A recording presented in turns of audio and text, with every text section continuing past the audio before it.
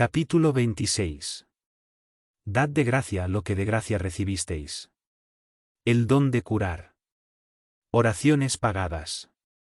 Mercaderes expulsados del templo. Mediumnidad gratuita. El don de curar. 1. Devolved la salud a los enfermos, resucitad a los muertos, curad a los leprosos, expulsad a los demonios. Dad de gracia lo que de gracia recibisteis. San Mateo 10:8. 2. Dad de gracia lo que de gracia recibisteis, dice Jesús a sus discípulos. Con esa recomendación él prescribe que nadie debe cobrar lo que no ha pagado. Ahora bien, lo que ellos habían recibido gratuitamente era la facultad de curar a los enfermos y de expulsar a los demonios, es decir, a los espíritus malos. Ese don les había sido dado de gracia por Dios, para aliviar a los que sufren y para contribuir a la propagación de la fe. Jesús les recomienda que no hagan del un objeto de comercio ni de especulación, como tampoco un medio de vida. Oraciones pagadas. 3. Dijo a continuación a sus discípulos, ante todo el pueblo que lo escuchaba, guardaos de los escribas, que gustan de pasearse con largas túnicas, que se complacen en ser saludados en las plazas públicas, y en ocupar los primeros asientos en las sinagogas y los primeros lugares en los banquetes, y que, con el pretexto de largas oraciones, devoran las casas de las viudas. Esas personas recibirán una condenación más rigurosa. San Lucas 8:45-47, San Marcos 12:38-40, San Mateo 11:14. 4. También dijo Jesús, no cobréis vuestras oraciones, no hagáis como los escribas, que con el pretexto de largas oraciones devoran las casas de las viudas, es decir, se apoderan de sus fortunas. La oración es un acto de caridad, un impulso del corazón. Cobrar la oración dirigida a Dios a favor de otro, significa transformarse en un intermediario asalariado. En ese caso, la oración constituye una fórmula cuyo precio es proporcional al tiempo que lleva pronunciarla. Ahora bien, una de dos, Dios mide o no mide sus gracias por el número de palabras. Si fueran necesarias muchas, ¿por qué se dicen pocas o casi ninguna por el que no puede pagar? Eso es una falta de caridad. Si una sola es suficiente, el exceso es inútil. ¿Por qué cobrarlas, entonces? Quien procede así, incurre en una prevaricación. Dios no vende los beneficios que concede. Porque, entonces, alguien que ni siquiera es el distribuidor de esos beneficios, que no puede garantizar su obtención, habría de cobrar un ruego que tal vez no produzca ningún resultado. Dios no puede subordinar un acto de clemencia, de bondad o de justicia que se solicita a su misericordia, a una suma de dinero. De lo contrario, si la suma no se llegara a pagar, o fuese insuficiente, la justicia, la bondad y la clemencia de Dios quedarían suspendidas.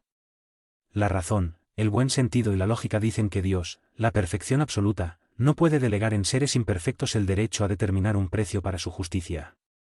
La justicia de Dios es como el sol, existe para todos, tanto para el pobre como para el rico. Si se considera inmoral traficar con las gracias de un soberano terrenal, ¿acaso sería lícito venderlas del soberano del universo?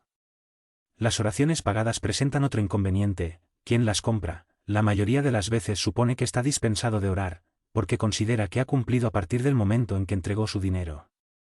Es sabido que los espíritus se conmueven por el fervor del pensamiento de quien les demuestra interés. ¿Cuál puede ser el fervor del que traslada a un tercero el encargo de orar por él mediante un pago? ¿Cuál es el fervor de ese tercero cuando delega su mandato a otro, y éste a otro, y así sucesivamente? ¿No será esto reducir la eficacia de la oración al valor de una moneda corriente? Mercaderes expulsados del templo. 5. Vinieron luego a Jerusalén, y Jesús, entrando en el templo, comenzó a expulsar de allí a los que vendían y compraban, derribó las mesas de los cambistas, y los puestos de los que vendían palomas, y no consentía que nadie transportara utensilio alguno por el templo. Y también los instruía, diciéndoles, ¿no está escrito, mi casa será denominada casa de oración para todas las naciones? Sin embargo, vosotros habéis hecho de ella una cueva de ladrones. Los principales de los sacerdotes, al oír eso, buscaban la forma de matarlo, porque le tenían miedo, pues todo el pueblo estaba maravillado de su doctrina. San Marcos 11:15-18, San Mateo 9:12-13. 6. Jesús expulsó a los mercaderes del templo. Condenó de ese modo el tráfico de las cosas santas en cualquier forma que fuere. Dios no vende su bendición ni su perdón, como tampoco vende el ingreso al reino de los cielos. Por lo tanto, el hombre no tiene derecho a cobrarlos. Mediumnidad gratuita. 7. Los médiums modernos, pues los apóstoles también tenían mediumnidad, han recibido asimismo de Dios un don gratuito, el de ser los intérpretes de los espíritus, para instruir a los hombres, mostrarles el camino del bien y conducirlos a la fe, y no para venderles palabras que no les pertenecen, dado que éstas no son el fruto de sus concepciones o investigaciones, ni de su trabajo personal. Dios quiere que la luz llegue a todos.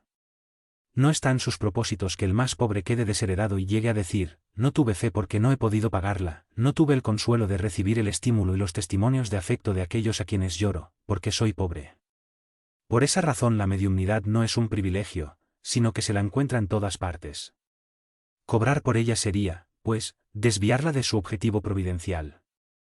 8. ¿Quién conoce las condiciones mediante las cuales se comunican los espíritus buenos, así como la repulsión que éstos experimentan por todo lo que constituye un interés egoísta, y que sabe cuán poco se necesita para alejarlos, nunca admitirá que los espíritus superiores se encuentren a disposición del primero que se presente y los convoque, poniendo un precio a la sesión?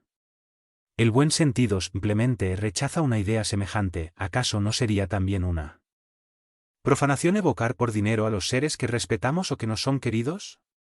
No cabe duda de que así se pueden obtener manifestaciones, pero ¿quién podría garantizar su sinceridad? Los espíritus frívolos, mentirosos, traviesos, y la turba de espíritus inferiores, de pocos escrúpulos, acuden siempre, y están dispuestos a responder lo que se les pregunte, sin que les preocupe la verdad.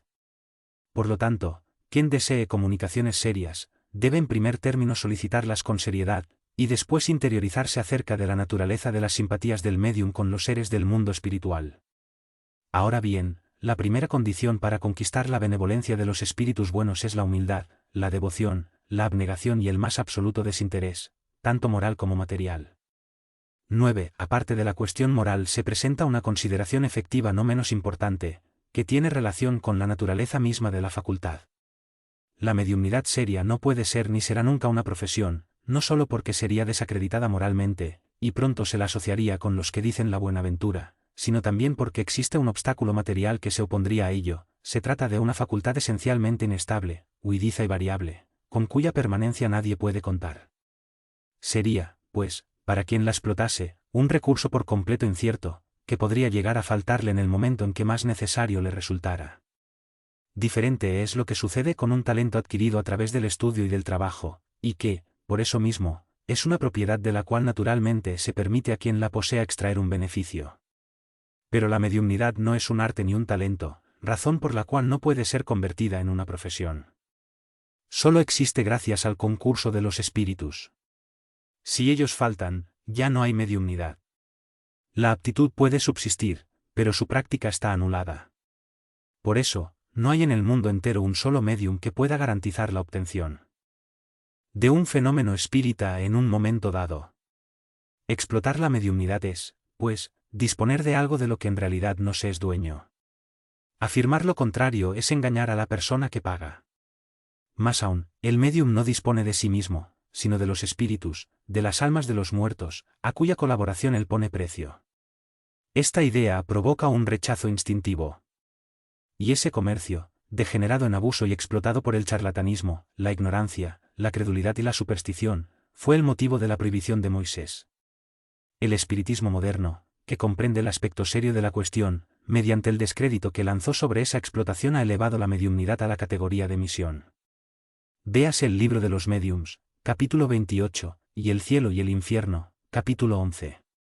10. La mediumnidad es una cosa santa, que debe ser practicada con santidad y religiosamente. Si existe una clase de mediumnidad que requiere esa condición de un modo aún más absoluto, esa es la mediumnidad curativa.